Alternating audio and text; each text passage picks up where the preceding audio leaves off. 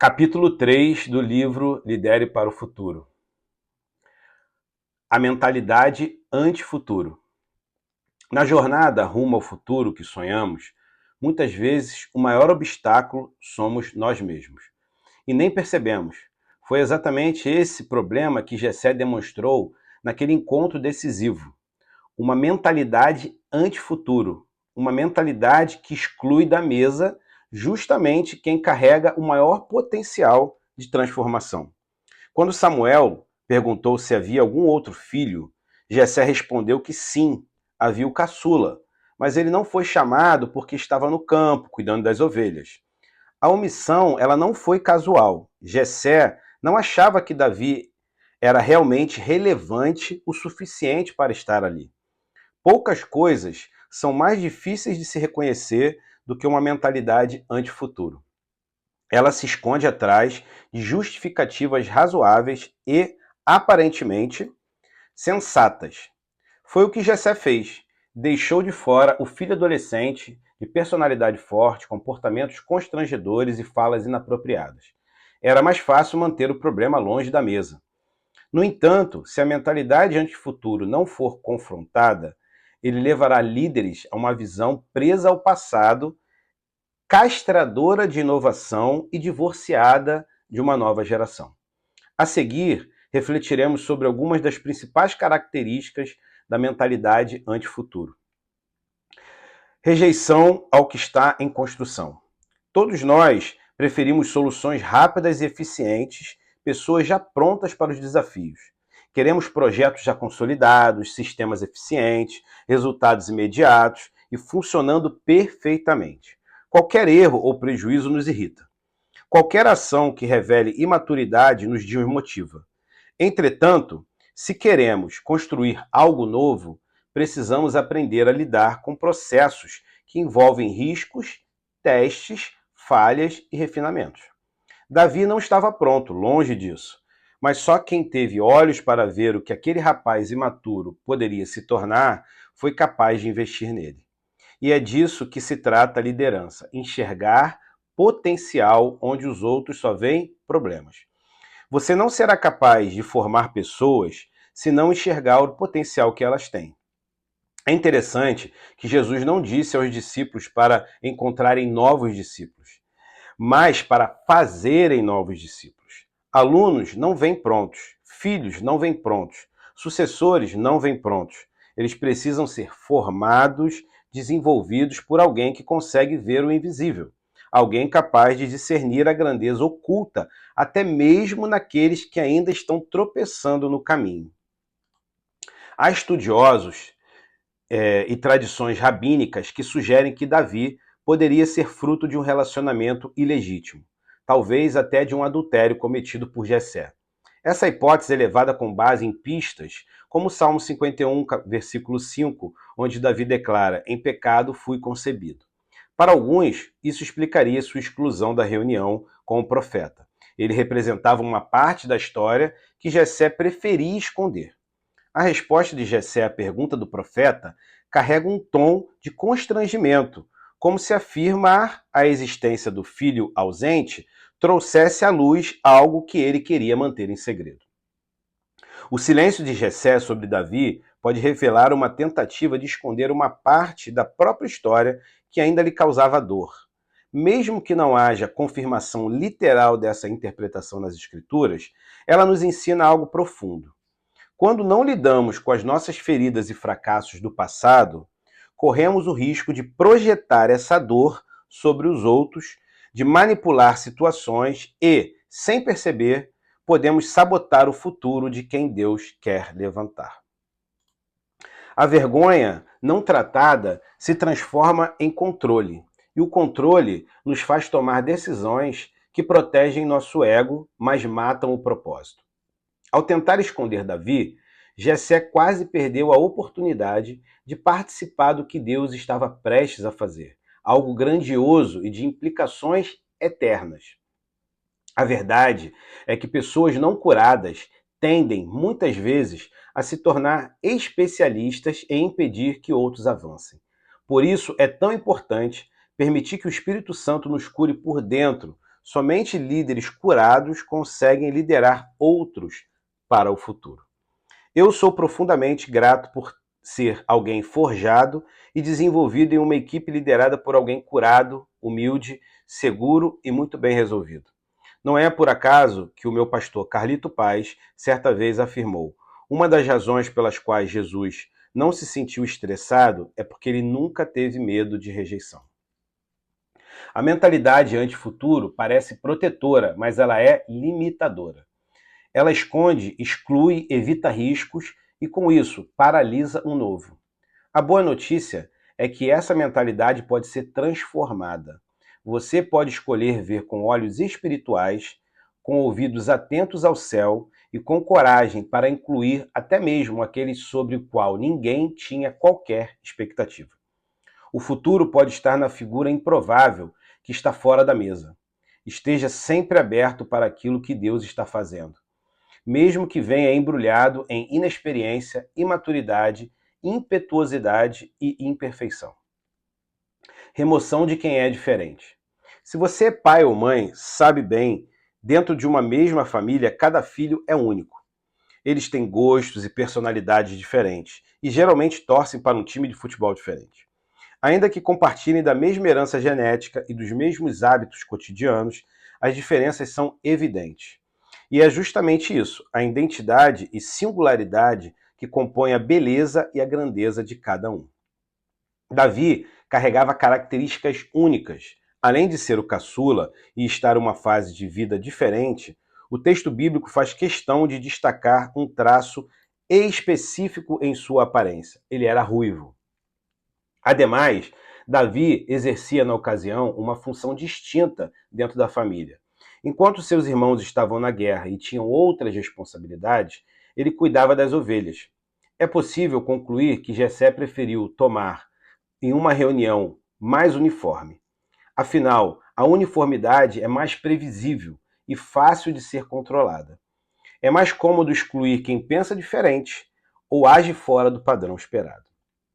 É impressionante como líderes inseguros e controladores confundem uniformidade com unidade. Apenas líderes muito seguros aceitam em sua mesa pessoas que pensam de forma diferente. O problema é que, quanto mais homogênea for uma equipe e quanto menos diversidade houver, menos criativa e inovadora ela será. Diferentes perspectivas, habilidades, experiências, faixas etárias, culturas e personalidades são o que enriquecem ideias e produzem soluções mais criativas e eficazes. Precisamos sim de unidade, mas unidade de visão, de propósito e de direção. Quando a Bíblia nos exorta a ter a mesma atitude de Jesus, ela está nos chamando a adotar a mesma postura humilde de Cristo. Afinal, se ele se submeteu a condições humanas, humilhando-se até a cruz, como nós poderíamos viver com atitude arrogante? O orgulho divide uma equipe e a torna vulnerável. Mas um grupo formado por pessoas diferentes e unidas por um propósito comum se torna forte, resiliente e vencedor. Precisamos de alianças fortes e vínculos profundos. Uma equipe formada apenas por pessoas muito parecidas diz mais sobre a limitação do líder do que sobre a força do grupo.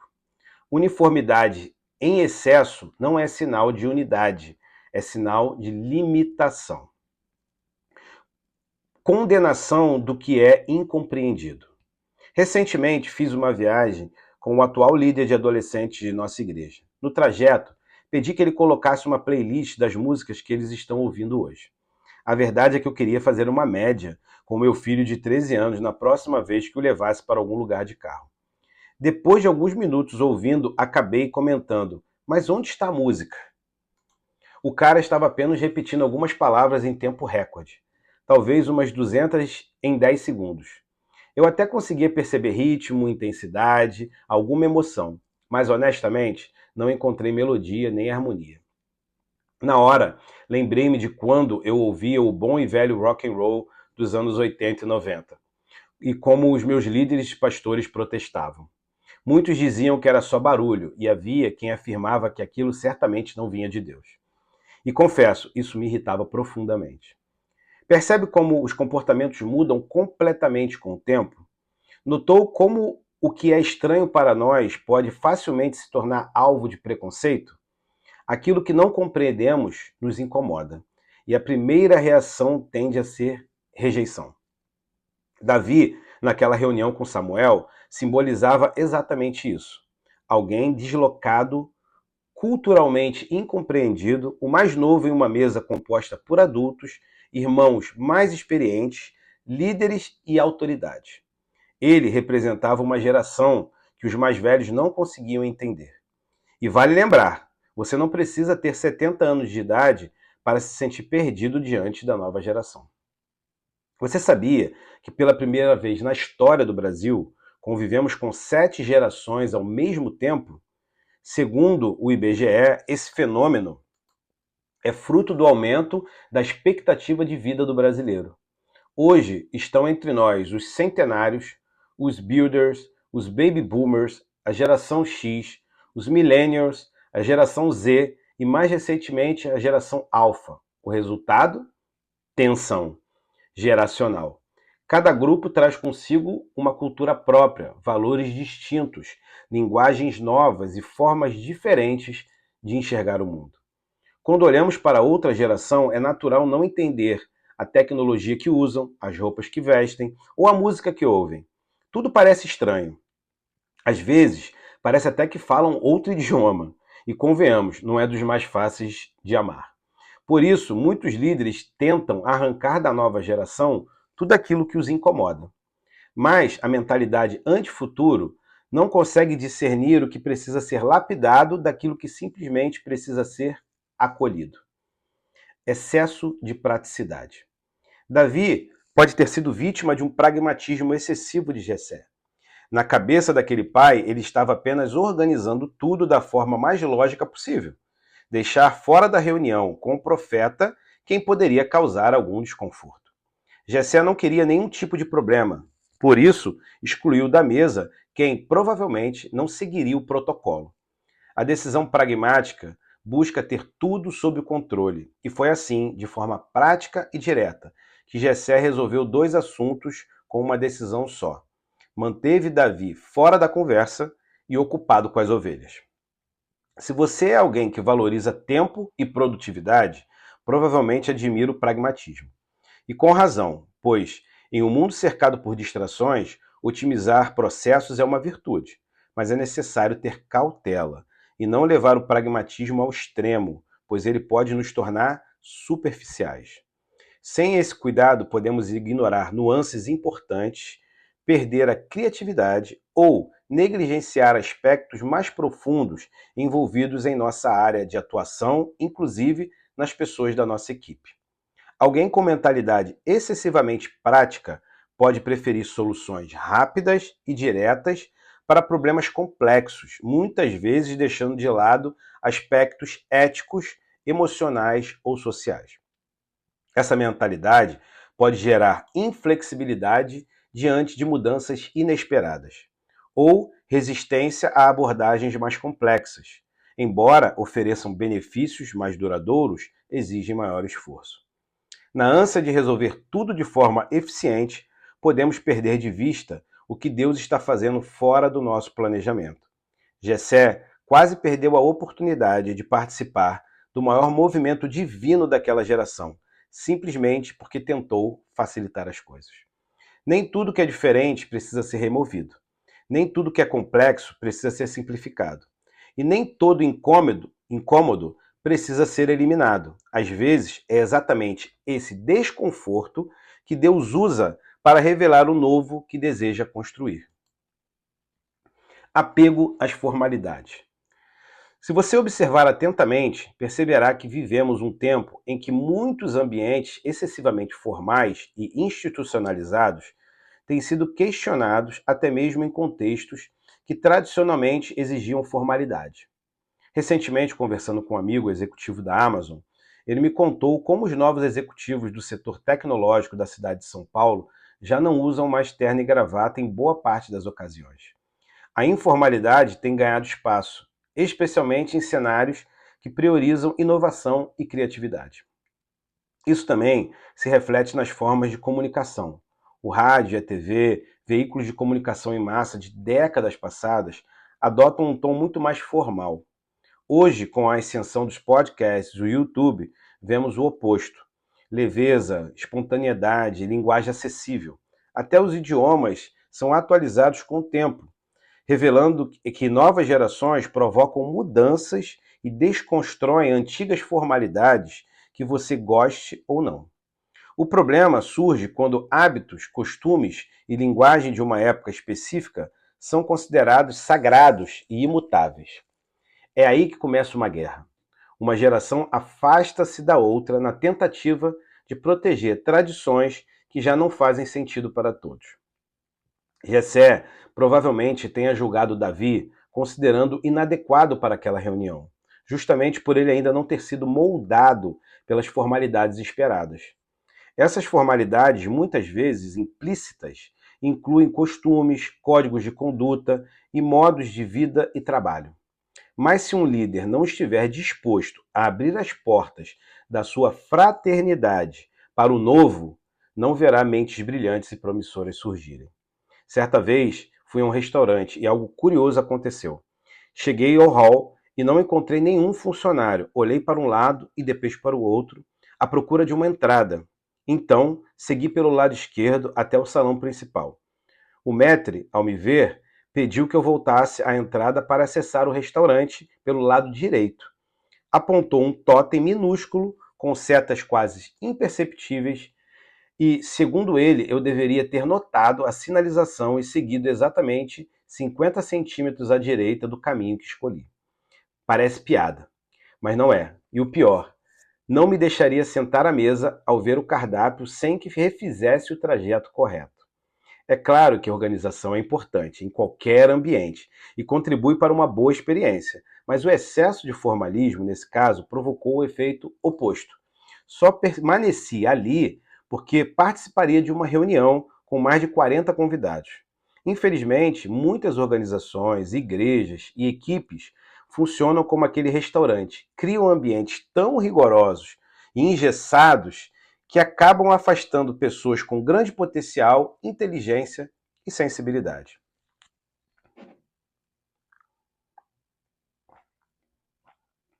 Intolerante aos erros, mesmo em frentes novas. Ambientes onde é proibido errar são carregados de tensão. Neles, as pessoas se sentem travadas, com medo de agir e proatividade desaparece. O erro é natural quando se está lidando com algo novo, seja um processo, uma função ou mesmo uma pessoa que ainda está aprendendo. Talvez Jessé tenha deixado Davi de fora justamente por temer que ele cometesse algum erro, por falta de experiência naquele tipo de reunião. Líderes que cultivam uma cultura de intolerância ao erro até conseguem manter o controle por algum tempo, mas criam, ao mesmo tempo, ambientes rígidos, dependentes de sua supervisão constante. Quando o líder é implacável ao expor falhas e não abre espaço para a experimentação, ele se torna o centro absoluto das decisões e o único autorizado a errar, aquele de quem a equipe depende para cada detalhe. Isso pode até parecer um sistema eficiente a curto prazo, mas logo se revela sufocante. A criatividade morre, a inovação é substituída pelo medo e pela passividade. Por outro lado, líderes que entendem que o erro é parte do processo de evolução criam espaços seguros onde é possível experimentar, arriscar e aprender com os próprios equívocos. Ambientes assim se tornam férteis para o crescimento. Equipes com essa atmosfera pensam além do óbvio, desafiam o que é padrão e constroem soluções criativas. Os maiores avanços na história surgiram de tentativas que, em algum momento, incluíram falhas. Isso também se aplica à liderança cristã. Um líder maduro e verdadeiramente eficaz não apenas tolera erros, mas os reconhece como trampolins para o crescimento, como caminhos indispensáveis para o progresso. Projetos inovadores e ideias transformadoras brotam quando se valorizam os erros como oportunidade de aprendizado. Ambientes onde as pessoas são incentivadas ao novo e a correr risco, são verdadeiros berços de criatividade. Onde há espaço para falhar, sempre haverá espaço para o crescimento. Esses lugares são férteis de criatividade e riscos em inovação. Fim do capítulo 3.